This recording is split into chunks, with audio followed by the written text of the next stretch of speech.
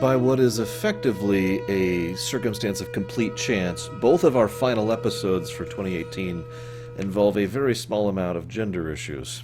One with a matter of perspective over in TNG, and one here with DS9 in Prophecy, or Destiny, excuse me. I almost called it Prophecy because that's pretty much the focus of the entire episode. I'm sorry, I know that's just a minor point. I just find it funny. I do like the little subplot with, what was her name? Galora and O'Brien. And, like, there's just something in general enjoyable about it. I mentioned in just a couple episodes ago the idea of different cultures being different and, finding each other, discussing and whatnot. I think this is a good example of how to do differing cultures, but to do something good with it. In this case, it services the plot, in addition to being mildly amusing. This woman obviously feels like O'Brien has been, coming on to her, because that's how a Cardassian guy would come on to her.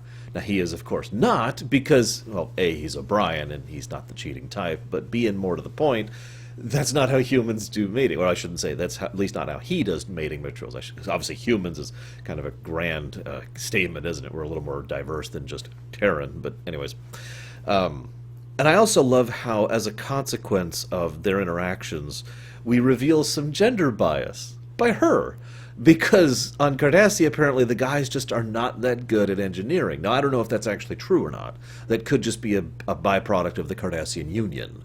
One of the things that I could see the Union doing is basically a form of a caste system, right? If you are such and such, either of this bloodline, or of this gender, or of this house, or whatever, then you will go into this type of industry. You will work in this type of manner, and that is mandated to you. I could see the Union doing that. So it comes with it stands to reason that it's entirely possible that this bias is completely, specious. However, it has a degree of understandability because women are the ones assigned to the science division, right? Because of the way the Union is organized. And I wish we knew a little bit more about that, like just a little bit more insight into the Cardassian Union and how it's structured would have been cool. I also find it interesting how apparently they already knew about the Order's interaction here, about the fact that they had an Obsidian Order agent who was with them. Now, they make their disdain very clear very early on, and it's very obvious that the Order just has people who are agents all over the place. I'm reminded of a line in Star Wars: The Old Republic, of all games, but hear me out. It's a bit where you're talking to Keeper, and as an Imperial agent, and he says, under this particular circumstance, go ahead and be open and honest about the fact that you're an Imperial agent. The additional fear and respect that will engender will assist you in your mission.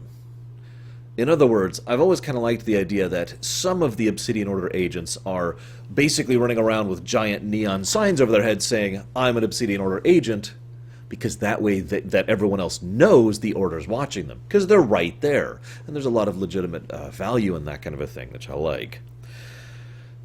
I'm looking at my notes here. I want to give praise to Eric Avari. He does a good job with what little his role is. If anything, I wish he had more of a role. He basically plays a surprisingly reasonable, biased Bajoran religious leader.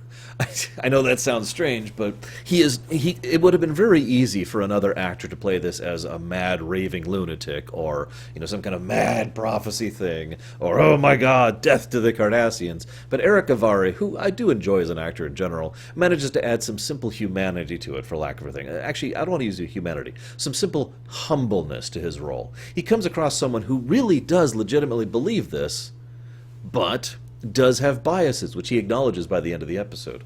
I like how Odo pretty much calls him out on that. He has his own particular biases, which mean he interprets the prophecy towards his agenda. Just like you do, Sisko. And Sisko's like, what? But it's true. This is one of the interesting things when it comes to fiction.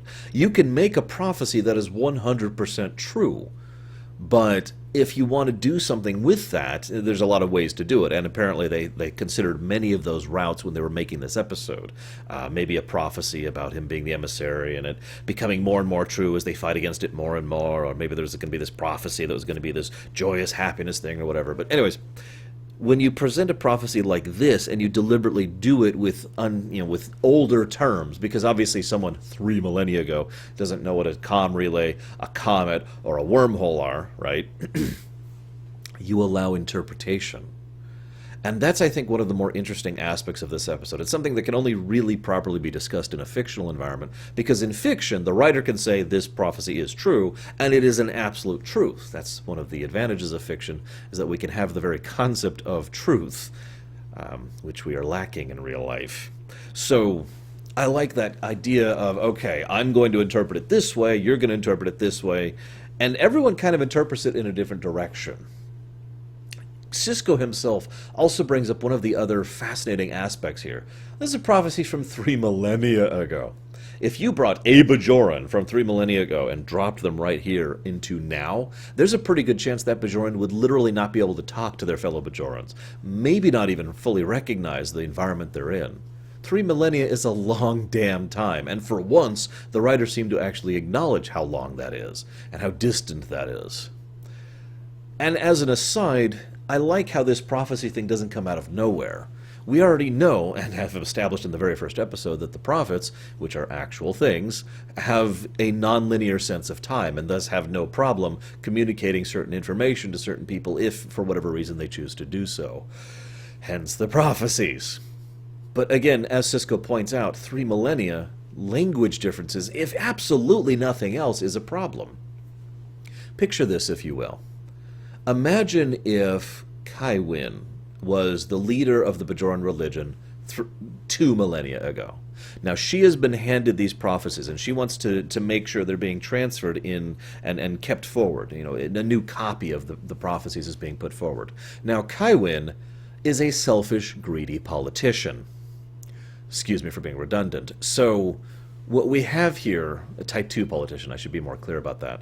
And so, if there was, for whatever reason, some kind of benefit to her to rewrite a couple of words, or maybe just even the position of a comma in that prophecy in order to benefit her, don't you think she would? See, this becomes the problem then, and this is why interpretation is an allowable thing, because this is not immutable truth. We have issues of interpretation. We have issues of clarity as to whether or not this was actually done deliberately and invoked, word for word as carefully as it could throughout the ages. We have issues of understanding of concepts. And all of that is presuming the prophecy was true when it first started. Now, we can probably presume that because this is Star Trek and we've already established the prophets. Like Kira said.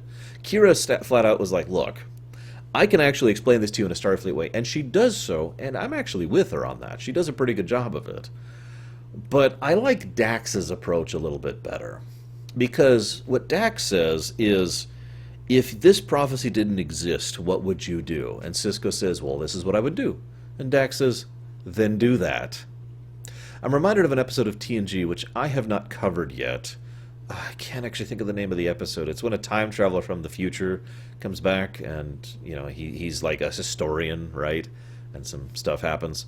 But there's this wonderful bit where Picard gives a great speech about, and it really is. It is a powerful, awesome speech, and of course Patrick Stewart nails it. But to summarize it excessively, which will of course lose the essence of it, the idea here is, I am going to do what I was going to do anyways, as if you never existed, because I can only do the best that I can in the absence of truth. And I like that. And that's exactly what Sisko decides to do here. We're going to go forward and we're going to make this work. Now, I do like this episode, and I like a few little tidbits of this episode. This is where I think this is actually a paraphrase, but I have it memorized as, well, I just wouldn't feel safe without a secondary backup line comes from, which is something I've actually quoted before in real life. I've actually quoted that on my job before, when I have worked at network engineering or security, because I agree with that statement. In fact, that's the Starfleet and Federation that I think should normally be, rather than the Starfleet we often see in Star Trek, and this is in Enterprise, Voyager, DS9, and TNG, where, oh no, the backups are offline, or, oh god, mind power has failed and we're screwed, right? I mean, obviously in some cases it makes sense, but there's too many times when redundancies or backups that are in place in real life technology are mysteriously absent in Star Trek in order to allow the crisis to happen. Maybe most of Starfleet doesn't think like O'Brien does. I don't know. Maybe he'll renovate Starfleet to have those kind of policies, because that would make sense. Anyways, I do love that quote, and it's a great scene. I also, I already mentioned the Odo scene, which is great. Odo nailing the interpretation of prophecy. I also like how they differentiate the two, well, the three, really, scientists. So we've got the affable one and the uptight one. Now, when I have to admit, I actually made a mistake here when I was rewatching this episode, because I knew one of the three was a Obsidian Order agent. I assumed it was the affable woman. No, it's the incredibly obvious I don't belong third woman who shows up later, who's the Obsidian Order agent. But I bring that up because I do like how they show this dynamic of just slightly different Cardassian people who are interested in this whole peace treaty and more joint operations with either the Federation, the Bajorans, or both. As Sisko says, I want people to get used to the idea of Cardassians walking on the station. I like that sentiment. It's one of the only tools that exists to fight against this kind of situation. The Cardassian Union did atrociously, disgustingly, horribly horrible things to the Bajorans. That has to be acknowledged, and that has to be something that you keep in mind.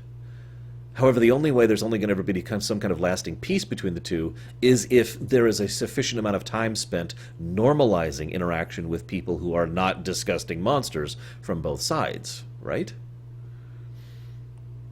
You'd think maybe someday that would actually work for the Horde and the Alliance, but anyways, moving on. Maybe Zakan will get us there, I don't know.